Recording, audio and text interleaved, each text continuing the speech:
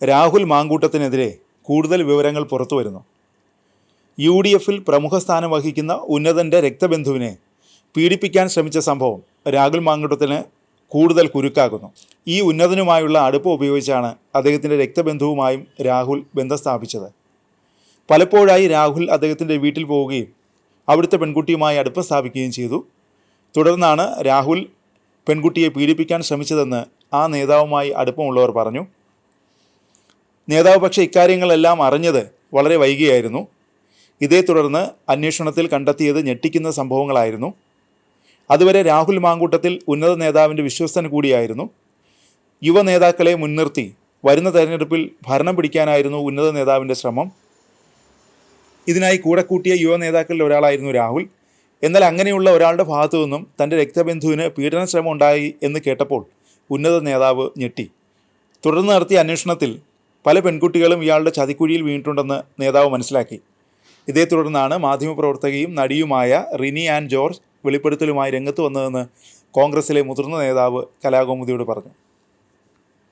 UDFിൽ ഉന്നത സ്ഥാനം വഹിക്കുന്ന ഉന്നത നേതാവും റിനിയുടെ കുടുംബവും തമ്മിൽ വളരെ അടുപ്പമുള്ളവരാണ്.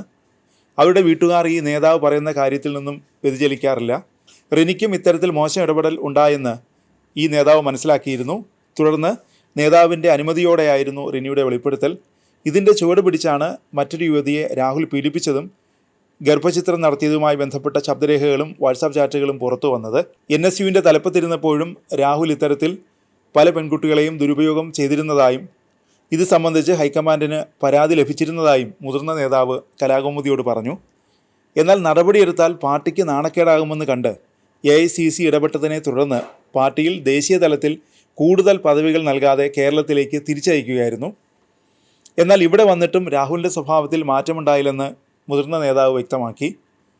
അതിനിടെ വടക്കൻ കേരളത്തിലെ മുൻ MPയുടെ ഉറ്റ ബന്ധുവിനോടും ഇയാൾ അടുപ്പം കാണിക്കുകയും വിവാഹക്കാര്യം പറഞ്ഞപ്പോൾ അതിൽ നിന്ന് പിന്മാറിയെന്നും കോൺഗ്രസിനകത്ത് സംസാരമുണ്ട്.